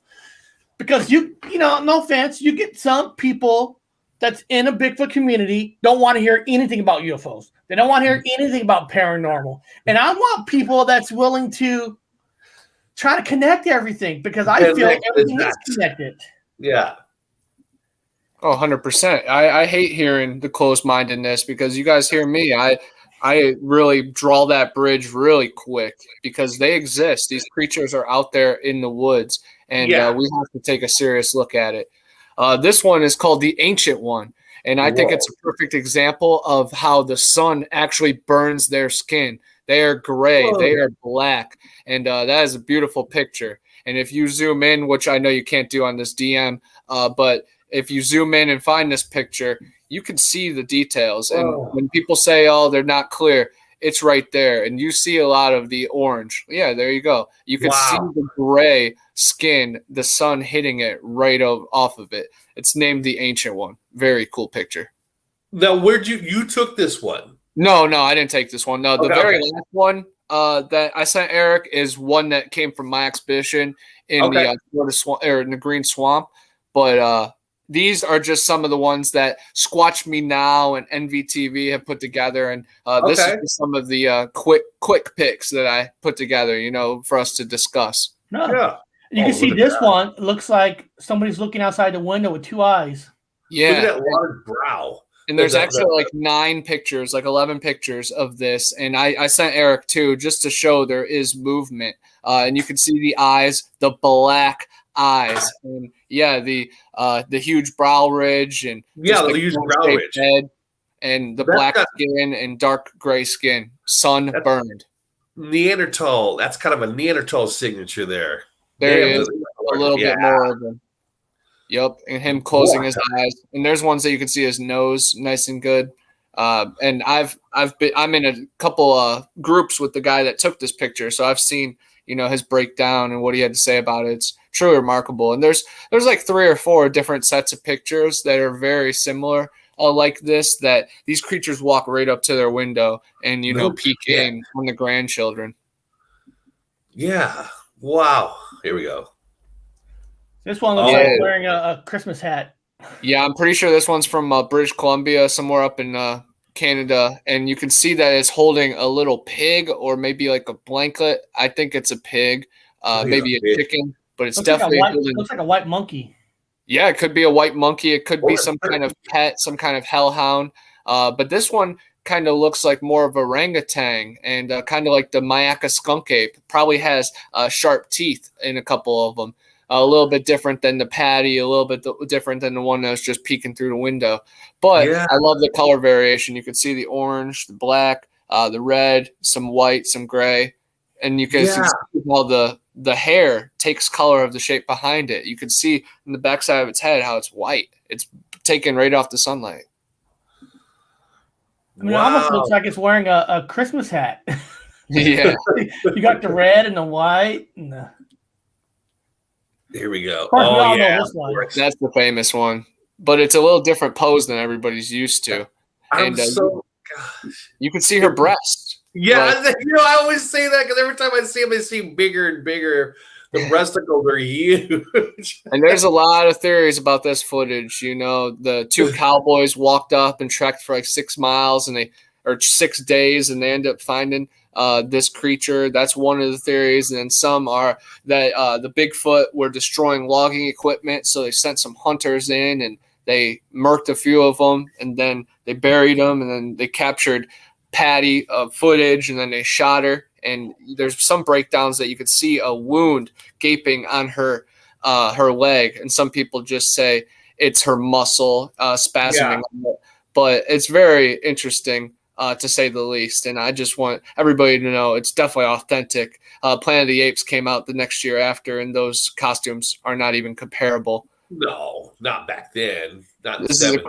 I'm pretty sure this is a cool trail cam one. Again, you can see the black beady eyes, the gray sunburned face, cone-shaped head, the brow ridge. Yeah. It almost looks like the one in the window. 100%. That's what they definitely look like. Indigenous people off the Trail of Tears, and they're human hybrids. There's a little bit of the X factor in them, and I think their DNA can cure cancer and cure everything. And they train these creatures from the underground to find the free creatures. So there's a war going on under our noses, and we don't even know about it. Living in the caves. Could be living in caves. A lot of caverns. And then this last picture we actually took on our last expedition in the Florida Green Swamp. And if you zoom in right there, you could see that's a black mass, and I could see its arm. I could see gray skin. And Tim T is actually doing a breakdown, and he says it moved, and he calls it the brown one. So I'm super excited. And Tristan from Hidden Relief, he was recording audio the whole time, and he recorded a couple hoots and then one kind of baby mimic sound, and Tim T recorded the same ones. It's truly remarkable. We went out there after the Florida Bigfoot conference night and the next morning, and we found 3 Sasquatch prints that I took video of. A 4th one was found by a couple members, but I was pretty far down. Tons of structures, and it was so strange, man. We found a hawk with a broken neck. One lady was attacked by bees, and she had to get rushed out of there. She thought she was going to go to the hospital, but she was stung 30 times, and luckily not allergic, and luckily her throat didn't swell up to close. Yeah.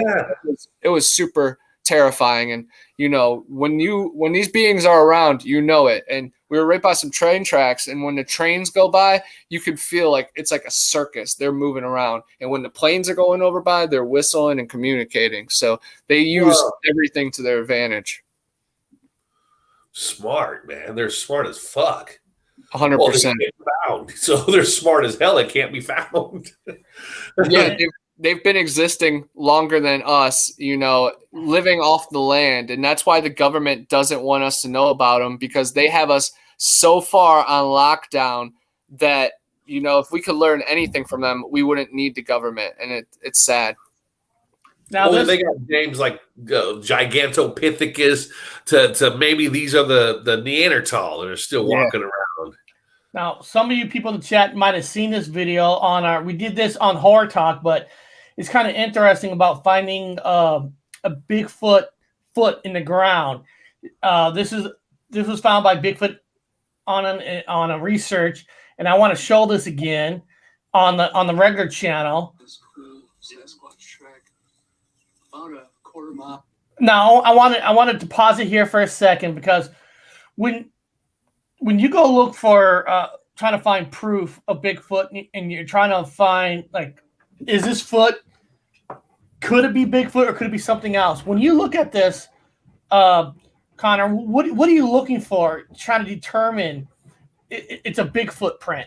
Yeah, first you definitely just have to look for an impression in the dirt, in the foliage, then something. And when you look in particular, you can see the toes are a little bit more spread out because they've never been in shoes. So the pinky toe does not curl in like ours has been shaped to be.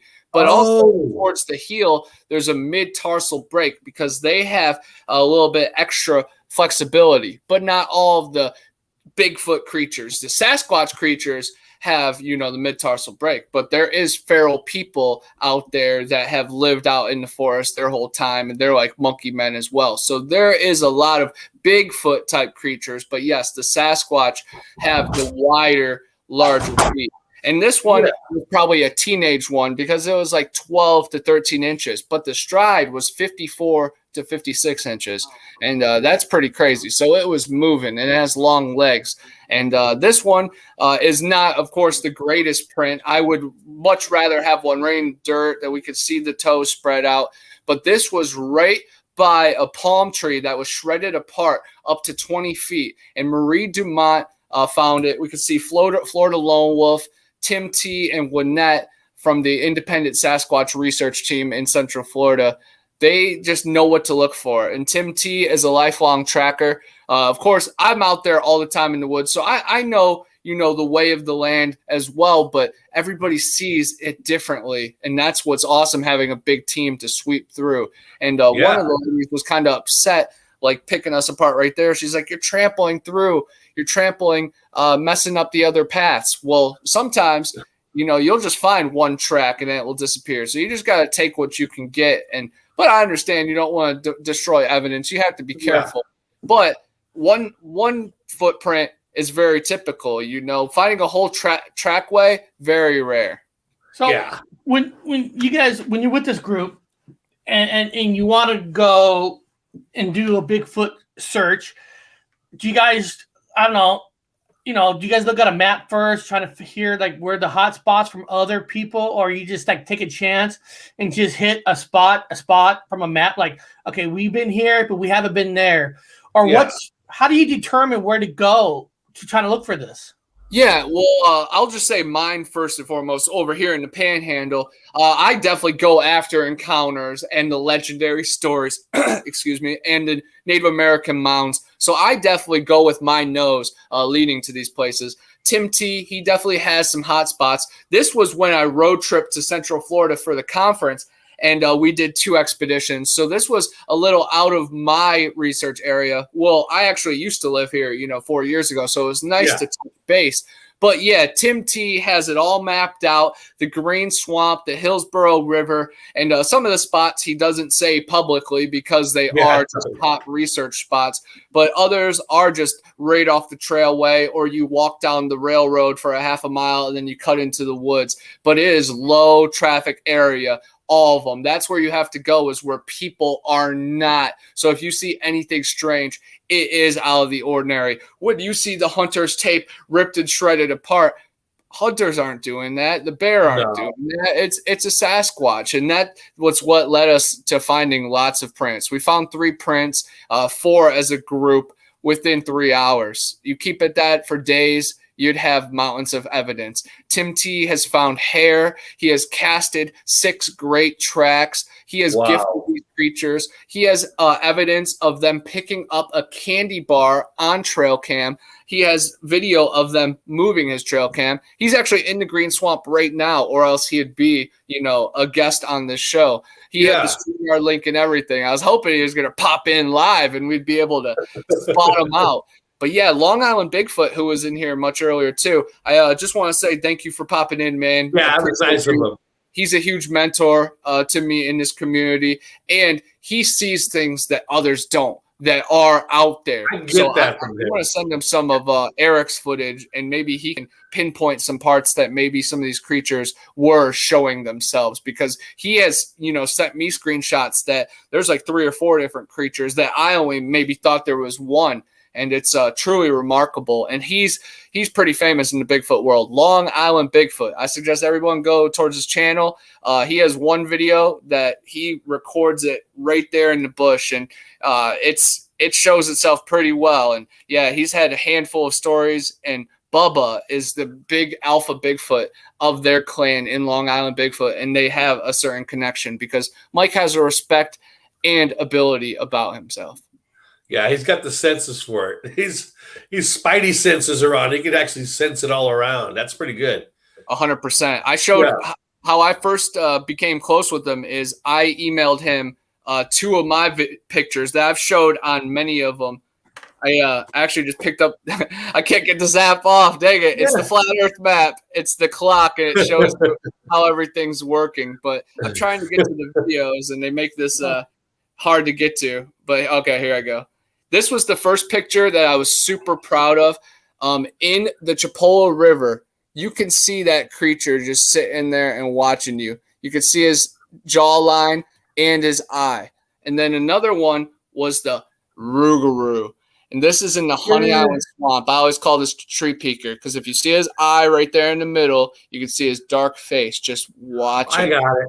Yeah, and I this see is it. in the back on the Honey Island Swamp, which is the Pearl River in Louisiana, where there's tons of space freaking experiments because it's next to a testing zone. And then the Cajuns have a lot of stories and lore just to drive from the voodoo capital at New Orleans. So, yeah, things are weird, man. I got a picture of a weird carcass that, of course, you guys have seen before. But, yeah, that tree peeker was watching him. Well, I'm going to show you guys the crown jewel of finding Bigfoot. This is me on my research. You guys about to see the real Bigfoot. The blurry video. Hold on. There you go. There you go.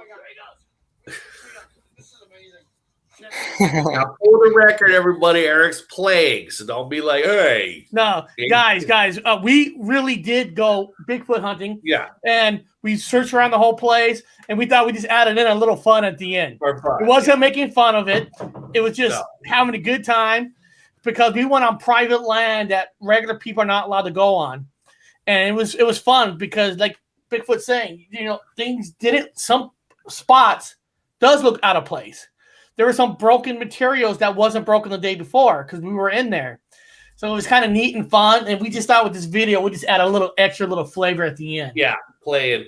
Yeah, we're like, oh, no, he's playing. I mean, it's a big difference. You could tell he's obviously telling you they're goofing around, just saying goodbye to everyone. Thanks for watching. We did a little bit of a fun skit at the end, just for goofing around. That's not a real one. No, it's not. He's playing. We took his son and we put him in a Chewbacca outfit. Yeah, playing. I always had to make sure to. Did he? No, he was playing at the end. The real show, he had a real haunt that he was just playing at the end. So this distinguish the difference. Right. And if no one can, man, they shouldn't even be in this community. They shouldn't be watching, yeah. You can tell people funning around from, the real thing. Man, we had a lot of good information today. A lot of good stuff. God damn. No. I mean, who are you going to believe, right? You're going to believe the media? Are you going to believe documentaries on Netflix and stuff, which is it's all skewed to Hollywood? You're gonna get good, honest information from real people, and that's what we like to do here: bring real people that are doing real research. Oh yeah, real research, real people in the field, real people running around, real people, like you said, boots on the ground, either doing ghost hunts or Bigfoot, anything with the paranormal, with boots on the ground and actually going out and doing hard work, and then trying to present data for you to throw away or laugh at or take seriously. It's up to you and how you want to put it in your. Let me ask this question. Let me ask this question to Bigfoot. Kind of like the same question we kind of asked Tiva TV. What's making you want to? You're a young guy and stuff. What's making you want to find Bigfoot and stuff? I know you research everything, but your title of your channel is the word Bigfoot and all that. And of course, you can read it right there. Bigfoot, ain't on. Why Bigfoot? What's intriguing about Bigfoot for you? Yeah, that's our big brother, man. My book, Big Brother Bigfoot. It's all about the bridge to the creator. Some people go to church. Some people meditate. I combine it all because I'm searching for these creatures that are being talked about in the Bibles, in the ancient texts, using meditation, psychedelics, and just my normal instincts of just athletic ability and just my curiosity. So it takes me places that just naturally bring me. And you guys know me. I know the government is putting stuff over our eyes and putting this false reality out. So this is a desperate plea of me just trying to save the world. I'm trying to be a caped crusader. I'm trying to play my part in raising awareness that there are magical creatures out there, and we don't have to hate on different races and even animals, because there's so much more out there that we just need to appreciate each other for even crossing paths. But yeah, I've always just loved strange creatures and monsters, and ever since I was a young kid, that's always been my interest. Hunting for the Lake Erie monster and looking for the Ohio grassman. I moved down to Florida, and everybody knows the skunk ape exists down here, so I just fit right in. Yeah, and I think that's why what I like about you is you're serious when you need to, but you also like to have fun doing it. It's like there's a lot of people talk about they're falling into the rabbit hole. They're making themselves go crazy. And the thing is, once you start going crazy, you're not looking at it. You're not looking at it straight. But if you have fun doing what you love, you're going to get there. You're going to find what you're looking for. 100%. I don't know if you guys saw my rattlesnake video that I released this morning, but I saw like a little girl in it. I was so happy to see that little reptile. Well, hold on. Let's check it out. Take a look. Yeah, it's only a minute. Yeah. Put it up. Here we go. Anonymous. I just checked out the Iron Bridge and I was driving, and I spotted this pygmy rattlesnake. I've been manifesting this for a long time. Man, it's so cool. These guys are very dangerous and high venom. I've been on these Facebook groups manifesting this. I wanted to see one of these babies in real life and how I get. Hold 1 second. I want to pause this for 1 second because I don't want this question to get past. Why don't you hide motion cameras where the main trusted sightings are? Now, Bigfoot, we're gonna go back to that video, but you do a lot of investigations with these groups. Do they have motion cameras out there, or is there issues with the motion cameras where the trusted sightings are? Oh yeah, Tim T has like literally 6 cameras that he takes out in the green swamp, and he swaps out the memory cards all the time. And yeah, it takes video of motion, and he's captured orbs that have lifted deer off the ground. So yes, trail cams do capture these Bigfoot all the time, but they also do see the infrared light and the cone that comes off of it. A lot of the videos, I saw 2 videos at Tim's house from Bigfoot Dave and Tim that they move around the trail cam from behind the tree. So they like to mess with it. So yeah, 100% they exist. And check it out on Tim T in Florida's channel. It has like more than 10,000 views, the thing messing with his trail cam. Okay. I definitely suggest everybody do it. But yes, there's thousands of problems with trail cams too. I set trail cam up at my mom's house after my cat got killed. Rest in peace, baby. We had her for 11, 12 years in Ohio and Indiana and down here in Florida. Once the pandemic started, creatures started going in strange spots, and my mom found her ripped apart in my backyard. It's terrible, and that made me question everything. Yeah, he wrote cool, so I'm glad that we were able to answer that. Let's go back to the video. I just didn't want to miss it. Yeah, definitely. How magical. And it's the little ones you have to look out for because they cannot control the amount of venom they put out. What a beautiful specimen. I got a stick here, but really don't have to move them. Just a beautiful specimen. Look at it. Look at little rattle. Oh. Look at that thing. And the pygmy rattlesnake is the one that has the most bites down here in Florida because you can't even hear it rattling, and it's so camouflaged. And luckily, the venomous is a little less than a diamondback or a cottonmouth, but the bites are very dangerous, and people have died in the past, but a very, very low number. It's pretty much of like neglect, you know. But I've been thinking about the pygmy rattlesnake for like the last 2 to 3 months, like heavy. Like I'm in a bunch of Facebook groups, so every morning I'm seeing pygmy rattlesnakes. I've seen a few that were dead, but I wanted to see one alive, up close, and personal, and it was so magical. And I was checking out the Iron Bridge. There's a haunted Iron Bridge that has collapsed, and there's supposed to be a troll back there. And I was on like dirt roads for like 15 and 20 minutes, taking detours because there was heavy flooding, and I was scared, honestly. So it was nice to see that snake. Like it made me feel good. Now in this video it says palm tree ripped apart right there. Yep. Whoa, that palm tree was ripped apart up into like 25 feet. And even on the ground, you could see they were ripped apart a little bit. We think the Sasquatch were digging in and getting grubs and probably taking some of them to weave as well. But seeing a palm tree ripped up like that was incredible. And then we saw the 2 tracks right there. And then after we spotted the 2 tracks, that's when we started hearing more of the owl sounds. So it's so crazy how it transpires. And you just have to have some kind of recorder or video going. And we had like 9 people out there capturing evidence. So it was truly magical. But that was fun.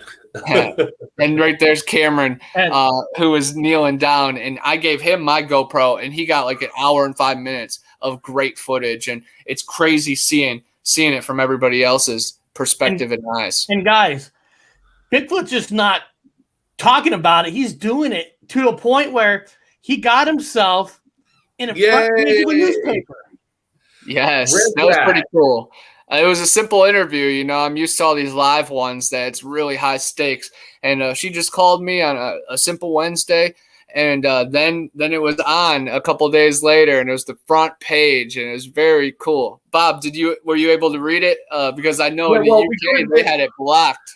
We had to get it. Yeah, it's blocked in England, which is fucked up. We couldn't hardly get it over here, but we got it. We read it. Yeah, that's amazing. I don't want to give away all the stats. Your car story was interesting. Like, oh, wow, dude. Way to go. Yeah, I am originally from Ohio, and then my life, it felt like just a revolving door. So I needed something new. and I always refereed flag football tournament nationals in Florida. So I took the passenger seat out of my car, I built a bed, and I just moved south. And I stayed at marinas and at Walmart and grocery stores. And then I ended up linking with a punk rock musical band. And then we played at a bunch of Central Florida dingy bars. And then after a hurricane, I moved to the Panhandle. But in the meantime, we actually went to California and back for the summer. And that was really wild, too. And, all of those stories are in my books. This is interesting right here. Maybe, I don't know the answer to this, what this person wrote. Maybe you do. I find it weird that there aren't 411 cases in Florida. Is that true? No, actually, David Politis said there are so many that he could write. It's a book about them just in Florida. So, but I definitely feel you because not a lot are talked about, but there are missing people literally every day here in Florida that are mysterious circumstances. And hopefully Politis puts out a book all about the missing people. But all my books are about the Florida strange stuff. So, tap into some of those, please. And use David Politis techniques. Carry a personal locator beacon. Tell people where you're going. Extra water. A gun if you know how to use it. And all the other camping supplies and survival supplies that you would need. Be over prepared because be prepared. And check the weather because things are unpredictable when you're out there. Yeah, I mean, as simple as a 22, people. As simple as a 22. Shotgun, preferably. So I think certain areas you can't have rifles other than a shotgun or a 22 because I know it's flat and the bullet keeps going. You have to have a shotgun only. But yeah, carry a damn weapon. I'm sorry, go get your Rex for it and carry something. Don't go shooting it everywhere. Just have it for safety. Like you said, you got to have a locator, which is a fucking brilliant thing to have. Always have a locator. Let someone know where you're going. Stay on the trail. And listen to your instincts. If something is telling you to get out, get out. And if something mysterious is trying to lure you in, do not listen to it because banshees and skinwalkers and all these creepy crawlers do exist. And it's happened to me. It's happened to my friends. So beware. I've heard them stories. Like an old lady got lost. I guess David Politis, one of his stories that somebody wrote about, he talked about was lady got lost. An older woman with a younger guy that actually just separated just for a few feet. Next thing you know, they're gone. And she said she was walking through the darker part, and there was these shadow people had surrounded her and was talking to her. And she was like, who the hell are these people? Yep. In the forest. I'm like, that's creepy. Yep. And she turned around and went back and found the trail and hauled ass as far as she can go on the trail. They found her like 2 mountainsides back. But she was going into the forest and realized when these shadow people were coming in, and she turned around and went back. I said, that's freaky, man. It is, man. You have to trust your instincts, and the orbs, do not follow them because there have been tales of, father-son duos, and the son is down and out, and then the father follows a light because he thinks it's a headlight in the middle of the woods, and then he goes and chases it, and then the son is gone. So do not follow the lights, guys. Please do not follow the lights. Now, everybody in the chat, Tippa TV is doing their live show in a few minutes. If you guys get a chance after this, go over there and say hi. Say, hey, this is me from the Gypsy Road channel. Let them know that you're there, that you came from this channel. They're going to be live. Now, people tonight, if you're watching this tonight, which a lot of our people watch tonight because they all work during the day, stop by, check out their live show and say, hey, Gypsy Road told me to check your channel out. Let them know. Nice. I'm sure they appreciate it. 100%. Oh, yeah. I'm just running through some of my stuff. People can pause it in the future. This one's a goofy one. Absolutely. Yeah. People got to understand that Sasquatch comes in many forms. We were introduced to the Wolfman in the monster universe, and it's closer than we understand, guys. Lord of the Rings, orcs, Frodo, a hobbit, also Gollum. He's like a little crawler, predator with the thermal imaging. Lord of the Rings, Return of the King. Yeah. And then there's joke ones like Strange Wilderness that, you know, they go and hunt them down. I love that. Even in our schools, guys, they have Bigfoot books. So go to the library, request your books. But definitely check mine out, guys. You know, Big Brother, Bigfoot, Eerie Swamps, Road Trip to Eden, Monsters and Mystery around the corner. And then Panhandle Pirates is coming out in August. I'm super excited about it. Just on the finishing touches. And you guys are actually in it because, you know, I've done Gypsy Road shows and then gone and done experiments. And, you know, I'm big on manifesting it, and we talk about it and then it happens. So, yeah, I can't wait to read on air the parts that you guys are on. I want to do that. Yeah. If anybody's into movies, check out Zillafoot. You see the poster behind me. You see the Blu-ray in my hand. Yep. It's so bad, it's good. It's a kaiju creature movie, and I basically play myself. And guys, I haven't made a link yet for tomorrow's Horror Talk show. I will tonight. And tomorrow, just if you guys care, I want to know what are all the Bigfoot movies are. I don't know what, you know, there's when you think of Bigfoot movies, I can't really think of any.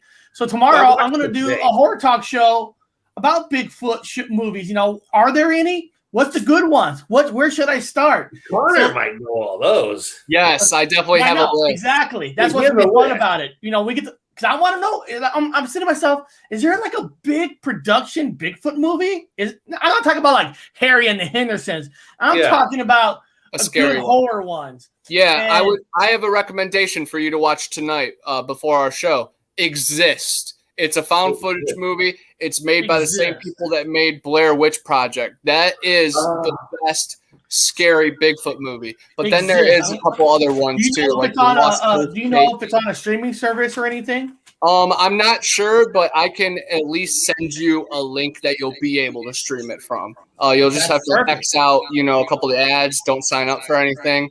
But that's how I watch every movie. And look at me, I'm one of the top 10% on Letterboxd. Guys, follow me on Letterboxd.